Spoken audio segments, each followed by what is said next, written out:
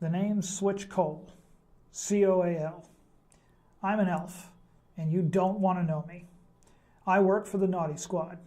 The fat man who drives the sleigh says it's my job to check the list. Twice. You make the nice list, you're not my problem. The ones who don't, the ones who pout, cry, shout, throw the occasional tantrum, mouth off to the elders, or do something really imaginative like paint the neighbor's cat purple. It's my job to make your life miserable until next year. And let me just tell you, I really love my job. As you probably figured out, I'm not a happy, bubbly elf. What I do isn't happy work. It's depressing, it's frustrating, and it's stressful. That's due in no small measure to the fact that the big guy in red refuses to believe that some of them just can't be saved, don't even want to be. Take Billy Talbot as an example. Guess where I got the purple cat reference? This kid started early, hiding his sister's dolls and daring her to find them. Disobedience is his default state. Add to that ditching school, fighting, and stealing, and you've got a normal week for this kid. He's a smart one, too. 2 years ago, he had wanted a chemistry set. You need to be a moron to let this kid anywhere near one. I put it in his parents' heads to go with a good book and gave him the traditional bag of coal. Apparently, I needed to be more specific because they gave him a book on chemistry. Billy read that book voraciously and then promptly stole some potassium nitrate and sulfur from the school chemistry lab and used the bag of coal to make gunpowder. That one's on me. Then he proceeded to supply the neighborhood kids with firecrackers, keeping the most destructive ones for himself. All pet owners in a 5-block radius of his house keep their dogs and cats primarily indoors these days. When I reported this to the big guy, he said he wished he had 100 like Billy in the workshop. See what I mean about the big guy? Always looking for the potential good in everybody. 10 more like Billy Talbot in the workshop, and the North Pole could become an armed superpower, and that's just not the image we're going for up here.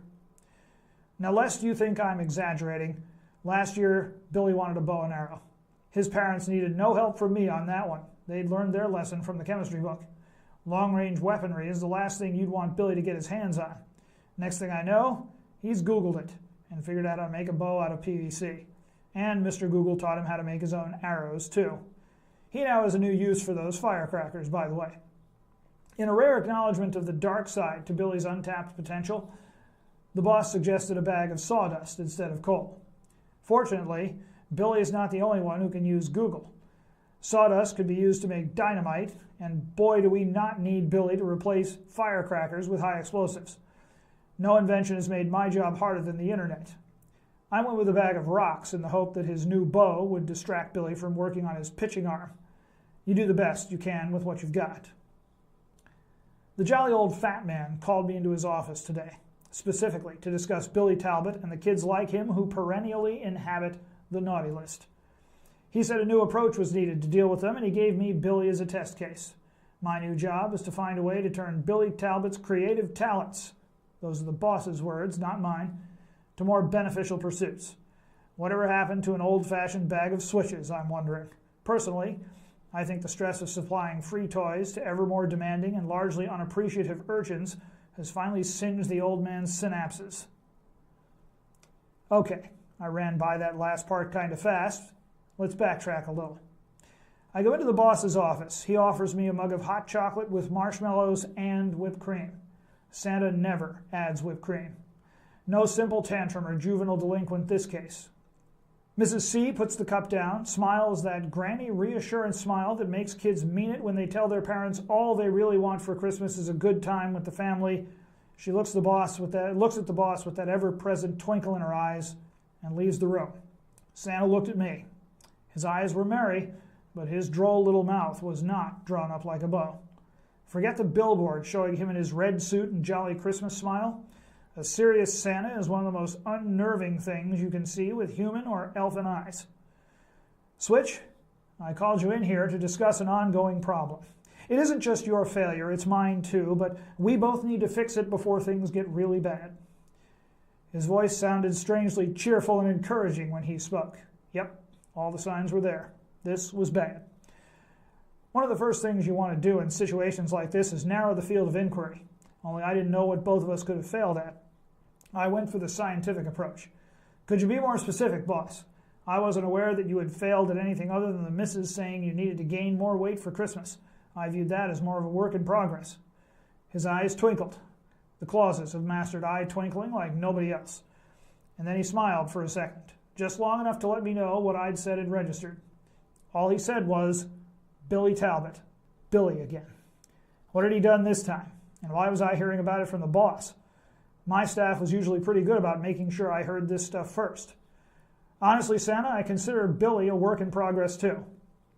I had no idea how far off track I was. Another smile. And Devin Levine, and Jimmy Chang, and Kelly Duran, and Monica Diaz, they were your last 4 special assignments, Switch. 2 thoughts hit me at once when the big guy said that. The first was that all of those people had wound up in prison. And the second was that my recent track record had sucked.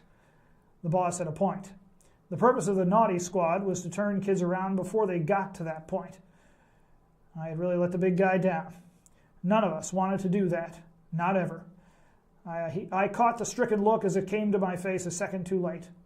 Now, Switch, as I said, it's partly my fault too, Santa said to reassure me.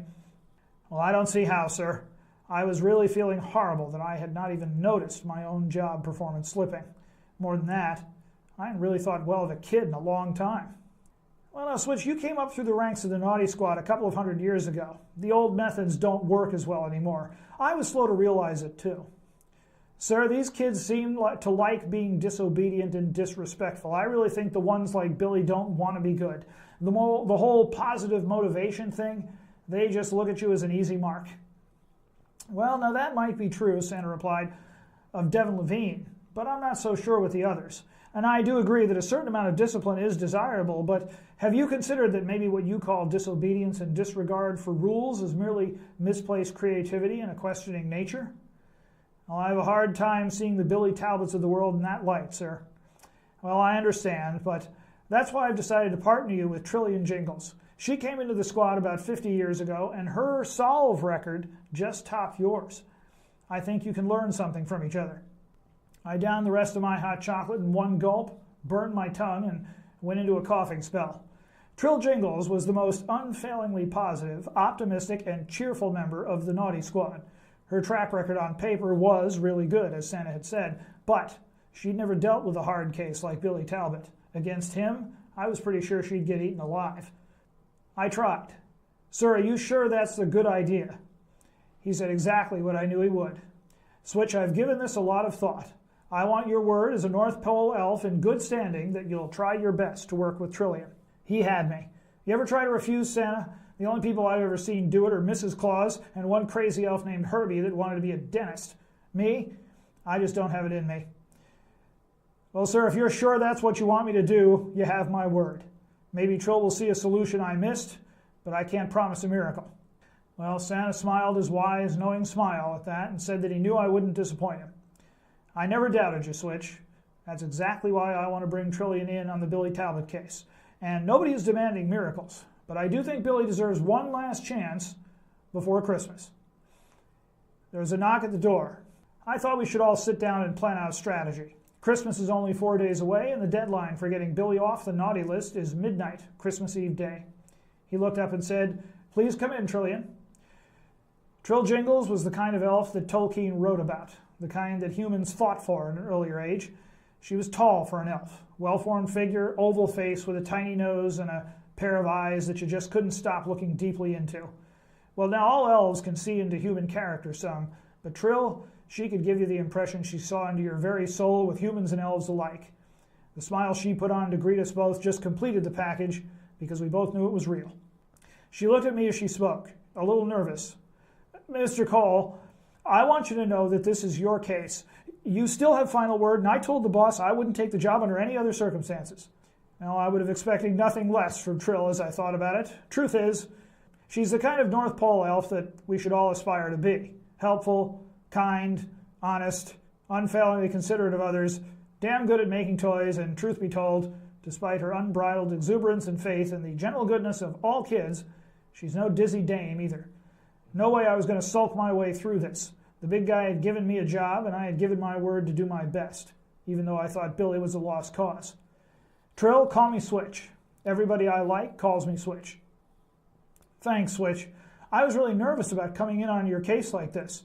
The North Pole is here for the kids. We're here for the kids. I think Billy Talbot's just too headstrong to be helped, but it would be a welcome change to be convinced otherwise. Well, Switch, I took the liberty of going over your Talbot, Devine, Jang, Duran, and Diaz files. Now, I'd done good work on those cases. It was about to tell her they were none of her business, but one look at Santa changed my mind. That and Trill's next words. Well, sir, Santa and Switch, after looking them over, I have to say I agree with your assessment on the others, but not on Billy. Oh, come on, Trill. The kid tormented his sister at age 5. I knew it. Trill was going to get taken for a ride. Well, he hasn't done anything like that since he was 6. And the only time any creature got hurt by any of his pranks was the Purple Cat event. Trish, he still lies, steals chemicals to make dangerous toys, skips school, and regularly disobeys his parents. I honestly think the cat is a harbinger of things to come. You know, the cat tried to lick the dye off its fur and died from that. Santa sat straight up at that one. Is that in the file, Trillian? Yes, sir, but he broke his usual pattern on that one.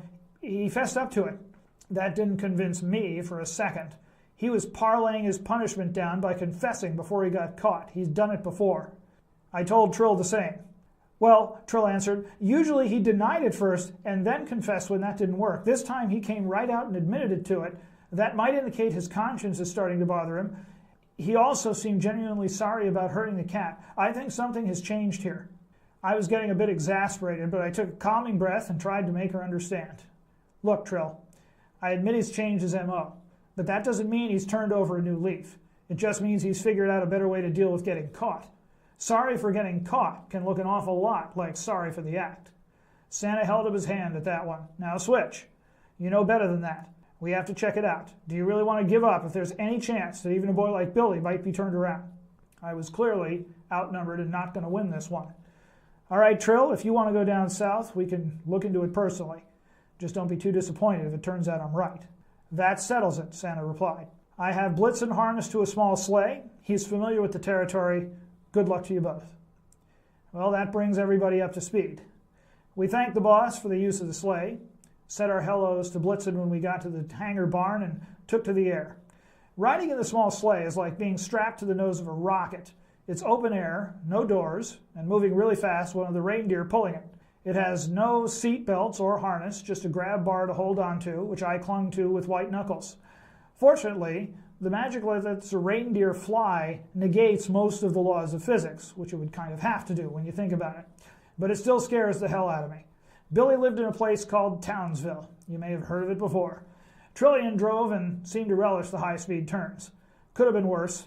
I once rode with Santa after he taught the team to loop and roll, and Santa loves aerobatics.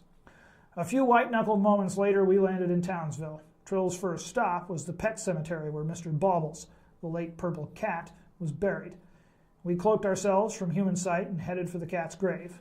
To my surprise, 2 boys stood by the gravestone. One was Billy Talbot. The other was his best friend and often partner in crime, Joey Tess. We stopped a good distance away. Elf ears are good, and we heard everything they said. Joey Tess was talking. Man, I killed Miss Gordon's cat, man. I liked Mr. Baubles, and Mrs. G was always good to me. Hey, it was an accident, Joey. You didn't mean to spill that dye all over the cat. Billy was trying to reassure his friend. Yeah, but it's still my fault, Billy. I mean, you even told me to be careful when we made it, that we hadn't finished purifying it to make it safe. And I just wanted to show you I could hang in the lab, man. You didn't need to show me anything, Joey. You've always helped me when we wanted to do experiments, and you and Andrew are the only 2 friends I have. Everybody else just makes fun of us or bullies us because we like science and lab work and stuff like that. Billy, man, I can't let you take the heat for Baubles. My old man won't beat me that bad if I tell him when he isn't drunk. No. He'll remember you told him when he is drunk, and he'll really beat you then. I heard real fear in Billy's voice then. Trish looked at me sideways. They kept talking. But they're going to suspend you from school, man. You didn't have to take all the fall for taking the lab stuff, too. Had to explain how we made the dye. I've already turned in everything for the semester, and my teachers all say they accept any work that'll be turned in before the suspension. Besides, I can use the time to work on our Arduino project, and frankly, school bores the hell out of me anyway. Well, I wish you'd gotten that chemistry set instead of a book on chemistry, Joey said. even if the DVD set that came with it was awesome. Probably my folks couldn't afford it since they cut Dad's hours at work. It turned out we learned a lot more having to do our own experiments from scratch than I would have learned with just the chemistry set. Trill and I moved away so we could talk. I knew there was something fishy here, she said. I need to talk to that kid. My voice wavered a little as I said it. I had not only pegged this kid wrong, I had helped partly drive him in the wrong direction.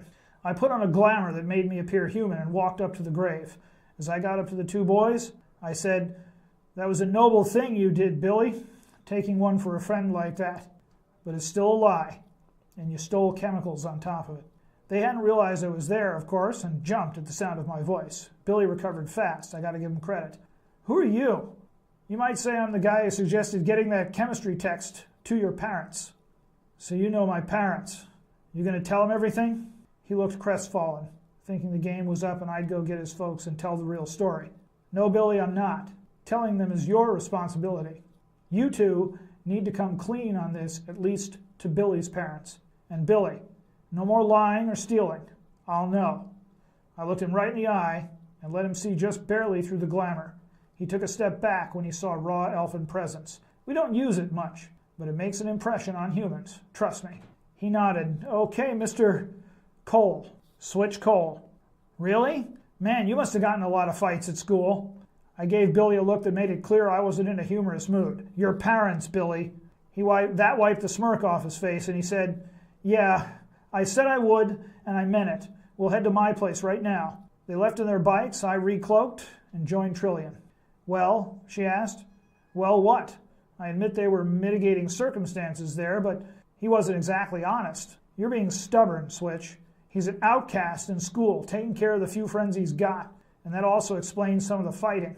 At that moment, Billy came running back, calling my name. Trill and I reappeared behind a nearby grave marker. "Over here, Billy." He ran over to us. "Hey, I just wanted to say thanks for suggesting the chemistry book. It really was a great gift." He ran back to his bike and took off. Part of me wondered if he was playing me, but I'll be damned if I didn't catch a part of me that still wanted to believe kids were good, admiring Billy just a little.